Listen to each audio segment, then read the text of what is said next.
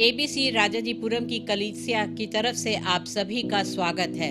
हम परमेश्वर का धन्यवाद करते हैं कि उसने हमको इस योग्य बनाया है कि हम आज की सुबह इकट्ठा होकर उसके नाम की महिमा करने पा रहे हैं, उसको धन्य कहने पा रहे हैं, क्योंकि वही इसके योग्य परमेश्वर है। उसका अनुग्रह हम पर बना हुआ है। मैं परमेश्वर के वचन से आपके सामने कुछ आयतों को रखना मांगूंगी, जो कि इस तरीके से है। भजन 100 में इस तरीके से लिखा हुआ है, हे सारी पृथ्वी के लोगों, यहोवा का जय जयकार करो, आनंद से यहोवा की आराधना करो, जय जयकार के साथ उसके सम्मुख आओ। ये बहुत कठिन समय है कि हम उसकी आराधना और स्तुति कैसे करें, पर परमेश्वर का वचन हमें बता रहा है कि हम आनंद के साथ उसकी स्तुति और उसकी आराधना करें।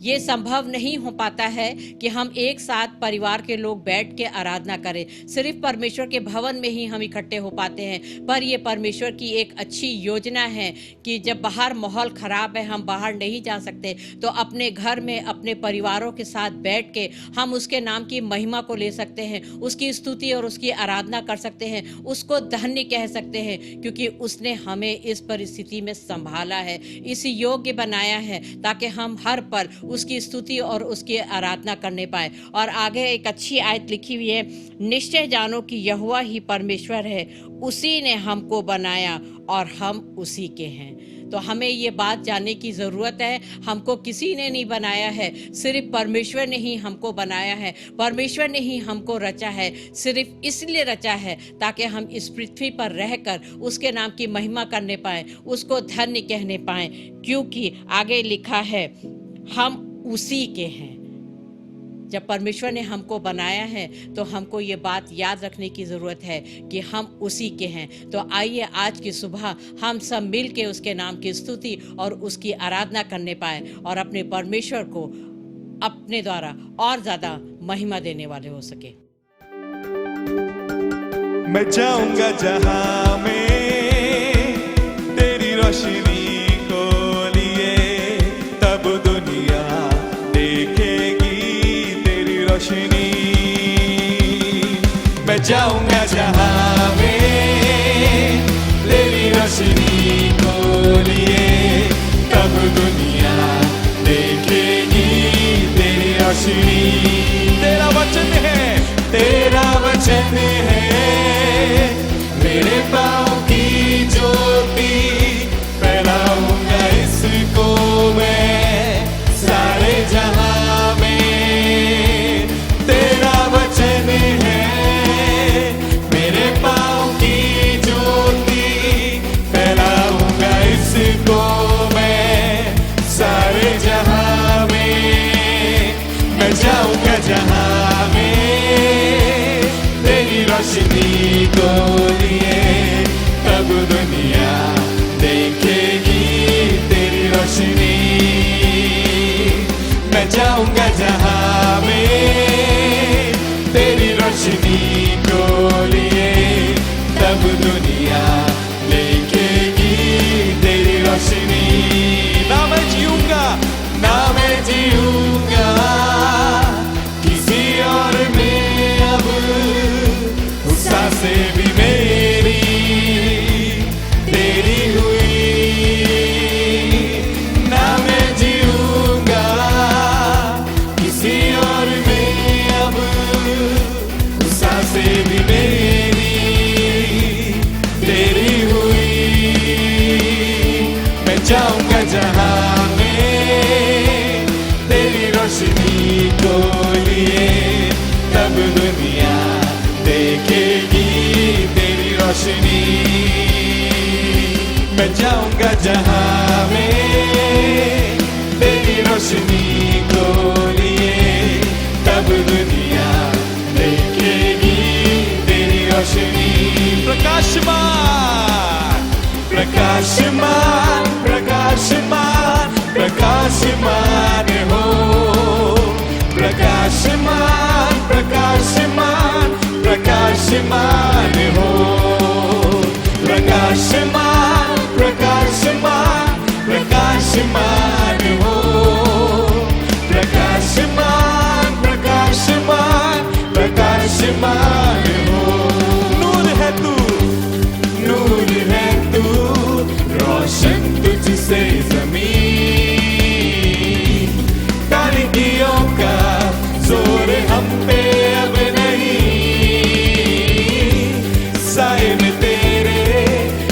गजब सी है खुशी, कोई फिक्र या खौफ कोई है नहीं, जीत की भाषा ये नहीं, सब निराशा है गई, अब हम अकेले हैं नहीं, तो मिलकर के सब उठो, प्रकाशमान प्रकाशमान प्रकाशमान हो, प्रकाशमान प्रकाशमान प्रकाशमान प्रकाशमान हो, प्रकाशमान प्रकाशमान प्रकाशमान हो, प्रकाशमान प्रकाशमान प्रकाशमान हो। कल की बातें है बातें पुरानी, नई नगर है कुव्वत है आसमानी, बंदिशों में अब जीना है नहीं, यीशु के रूह से हमें आजादी है मिली, देखो सवेरा हो गया, सब अंधेरा हो गया, नया नया सब हो गया, कर तुम भी तैयार हो, प्रकाशमान प्रकाशमान प्रकाशमान हो, प्रकाशमान प्रकाशमान प्रकाशमान हो, प्रकाशमान प्रकाशमान प्रकाशमान प्रकाशमान हो, प्रकाशमान प्रकाशमान प्रकाशमान हो। Thank you Jesus, thank you Jesus. परमेश्वर तेरा धन्यवाद। Thank you Jesus, thank you Jesus, thank you Jesus.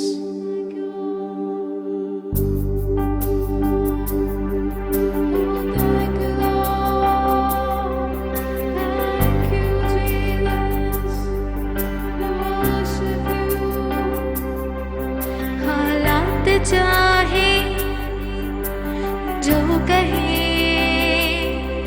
ख्वाहिश मेरी बस तू रहे, हालात चाहे जो कहे, ख्वाहिश मेरी बस तू रहे, मर्जी पूरी हो तेरी मुझ में खुदा, दुआएं मेरी तुझसे रहे, अपने हो या ना हो, सांसें हो या ना हो, अपने हो या ना हो, सांसें हो या ना हो, दिल से यही इल्तिजा,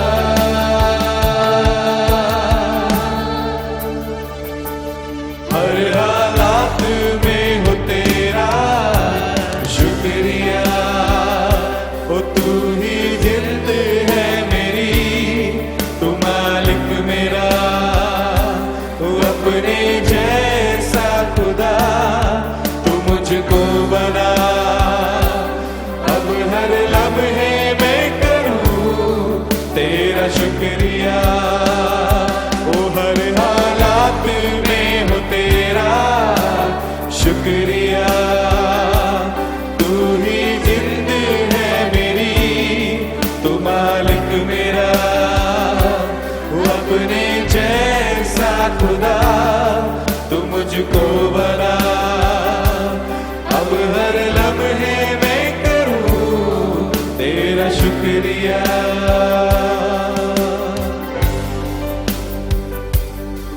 थैंक यू जीसस, ओ तेरा शुक्रिया, तेरा शुक्रिया। Thank you Jesus, thank you Jesus, thank you Jesus.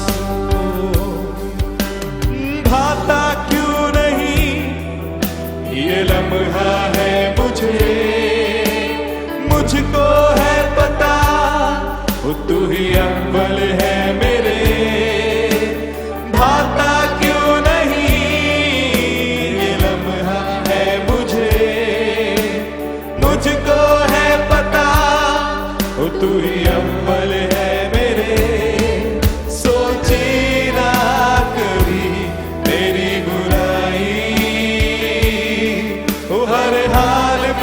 पैदा तू करता भलाई, सोची ना कभी मेरी बुराई, ओ हर हाल में पैदा तू करता भलाई, ओ मंजिल हो या ना हो, राहें हो या ना हो, मंजिल हो या ना हो, राहें हो या ना हो, दिल से यही ये इल्तिजा,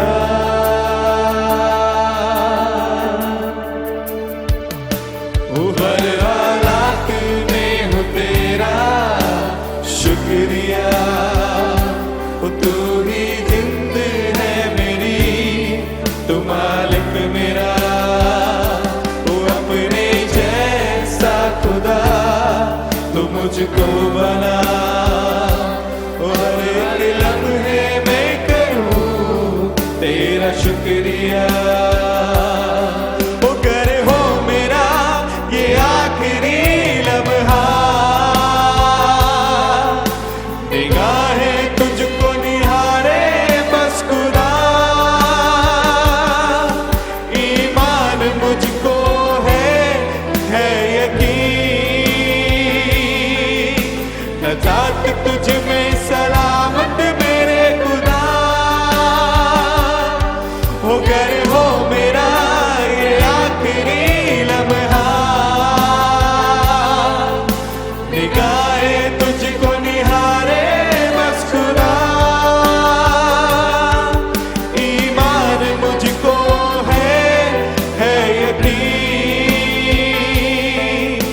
नजात तुझ में सलामत मेरे खुदा,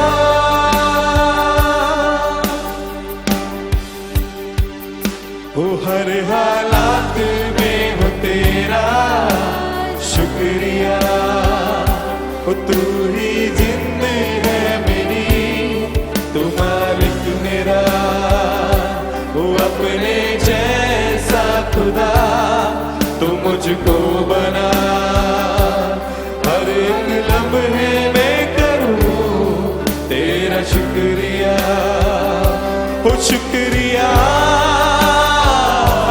शुक्रिया, ओ शुक्रिया तेरा, शुक्रिया शुक्रिया, ओ शुक्रिया तेरा, शुक्रिया शुक्रिया शुक्रिया यीशु तेरा, शुक्रिया शुक्रिया शुक्रिया यीशु तेरा, शुक्रिया शुक्रिया शुक्रिया यीशु तेरा, शुक्रिया शुक्रिया शुक्रिया यीशु तेरा।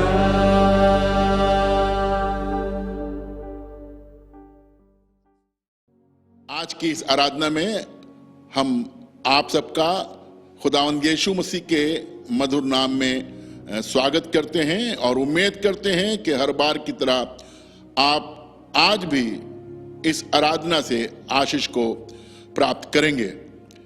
पिछले बार अगर आपको याद हो तो हमने संतोष करने के बारे में बताया था, घटने और दीन होने के बारे में।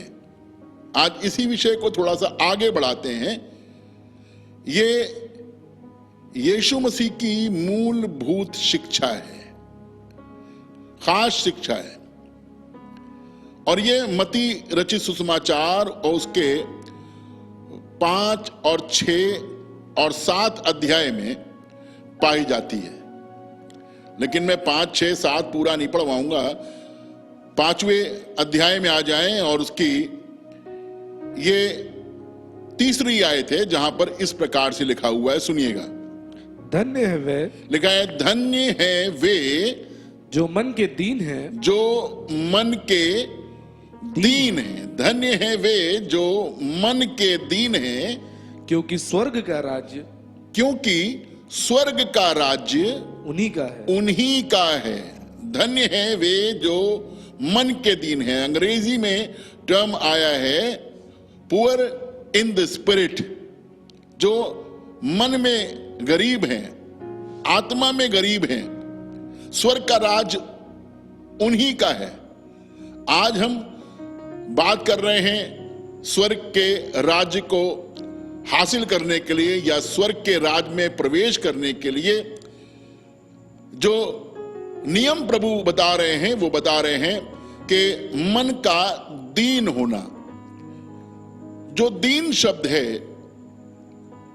उसका जो अर्थ है वो है गरीब, दरिद्र, कंगाल। जब गरीबी का जिक्र आता है तो मुझे भी याद आता है कि बहुत गरीबी में दिन काटे हैं। मेरा तो जन्म ही गरीबी में हुआ था। मेरा परिवार, मेरे माता पिता सब बहुत गरीब ही थे, झोपड़ी में रहा करते थे। बिजली क्या होती है नहीं जानते थे, पक्की फर्श क्या होती है नहीं जानते थे, अच्छा खाना क्या होता है नहीं जानते थे, अच्छे कपड़े क्या होते हैं नहीं जानते थे। हम 3 भाई थे, एक ही थान का कपड़ा आता था और तीनों का बन जाता था। कपड़े देख करके लोग पहचानते थे कि ये तीनों भाई हैं। वो यूनिफॉर्म बन जाती थी एक तरह से। तो मैं कह सकता हूं कि मैंने गरीबी को जिया है, मैंने गरीबी को सहा है। मैं जानता हूं कि गरीबी क्या होती है। जब बारिश होती थी तो बारिश बाहर भी होती थी, क्योंकि छप्पर था इसलिए बारिश अंदर भी होती थी। हम अंदर रहकर भी बारिश का पूरा मजा उठाया करते थे, संगीत का मजा उठाया करते थे, क्योंकि बर्तनों में टप टप की आवाज होती थी। गरीबी एक अजीब चीज है। गरीबी का मतलब है जिसके पास में कुछ ना हो, कंगाल हो। ऐसे लोगों को दुनिया में कोई पूछता नहीं है, संसार में उनका कोई सम्मान नहीं होता। मैं प्रभु का बहुत धन्यवाद करता हूं कि प्रभु ने मुझे उस जगह से बुलाया, उस परिस्थिति से बुलाया और मुझे अपना सम्मान दिया है। मैं बहुत धन्यवाद देता हूं। तो दरिद्र होना, गरीब को कोई चिंता नहीं होती कि क्या लुट जाएगा, क्या चला जाएगा, या चोर आएगा तो क्या ले जाएगा। जब कुछ है ही नहीं तो चोरी होने का डर क्या। प्रभु अपने चेलों से बात कर रहा है और कह रहा है, धन्य हैं वे जो मन के दीन हैं, जो मन के गरीब हैं। जब हम यीशु को ग्रहण करते हैं तो हमारे अंदर बहुत गर्व की बात आ जाती है, हम बहुत गर्व करने लगते हैं। लेकिन हमें अपने आप को यीशु के दृष्टिकोण से देखना चाहिए, उसकी नजर से देखना चाहिए कि उसका मतलब क्या है। यीशु मसीह कुछ नया देना मांगता है, नया जीवन देना मांगता है, नई वाचा देना मांगता है, नया मन देना मांगता है। इसलिए वो चाहता है कि हम गरीब हो जाएं, पुरानी बातों को निकालें, इस बर्तन को जिसमें पुरानी बातें भरी हुई हैं उसे उंडेल दें ताकि इसमें नई बातें भरी जाएं, क्योंकि पुराने से कुछ लाभ नहीं होता। यशायाह कहता है हमारे धर्म के काम तो मैले चीथड़ों के समान है, क्योंकि हम अपनी धार्मिकता से कुछ भी हासिल नहीं कर सकते। अपनी धार्मिकता से अपना नाम तो हासिल कर सकते हैं, लेकिन अपनी धार्मिकता से हम प्रभु का नाम बिल्कुल भी अर्जित नहीं कर सकते। हमें धर्मी बनाने के लिए प्रभु की धार्मिकता की आवश्यकता है, यीशु की धार्मिकता की आवश्यकता है। हमें अपनी पुरानी बातों को निकालना पड़ेगा।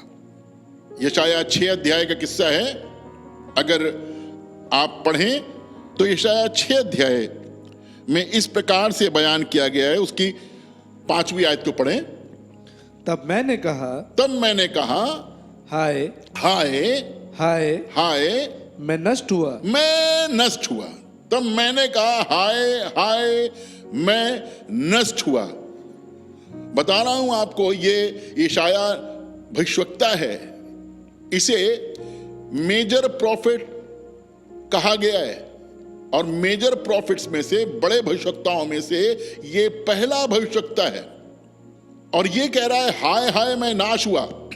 इससे पहले ये दूसरों पे हाय हाय कर रहा था, लेकिन जब ये प्रभु की हुजूरी में आया, अगर पहली आयत से पढ़ना शुरू करेंगे तो वहां पर लिखा है जिस वर्ष उज्जिया बादशाह मरा, मैंने परम प्रधान परमेश्वर को ऊंचे पर विराजमान देखा और उसके घेर से मंदिर भर गया, और फिर मुझे शराब दिखाई पड़े जो पवित्र पवित्र पवित्र कहते थे, क्योंकि मैंने परम प्रधान को अपनी आंखों से देख लिया था। इसलिए वो कहता है मैं नाश हुआ, हाय हाय मैं नाश हुआ। आज दिखाई पड़ रहा है कि उसे अपने पर हाय करने की जरूरत है। उसकी दशा बहुत अच्छी नहीं है जितनी समझ रहा था। हम भी बहुत बार जितनी अच्छी दशा अपनी समझते हैं उतनी अच्छी दशा हमारी होती नहीं है। गौर से देखें, ध्यान से देखें, और जब परमेश्वर की हुजूरी में देखेंगे तो हमको ज्यादा नजर आएगा। अभी तो हमको दर्पण में धुंधला नजर आता है, लेकिन जब वो प्रकट होगा तो हम आमने सामने देखेंगे, साफ साफ देखेंगे। जैसे जैसे उसका प्रकाश हमारे ऊपर बढ़ता जाता है, हमें अपना जीवन साफ साफ नजर आता है। तब मालूम होता है हम कितने अभिमानी हैं, हम कितने ऊंचे ख्याल के लोग हैं। ये इससे हमें कोई फायदा नहीं होगा। प्रकाशित वाक्य में लिखा हुआ है, तू जो कहता है कि मैं धनवान हो गया हूं, मुझे किसी बात की कमी नहीं है, तू नहीं जानता कि तू अभागा है, तू अंधा है, तू नंगा है। तो क्यों ना हम प्रभु के सामने ये वाली बात मान लें कि प्रभु मैंने जो कुछ जमा किया है किसी काम का नहीं है, इससे मैं अपना उद्धार खरीद नहीं सकता, इससे मैं अपना भविष्य बना नहीं सकता।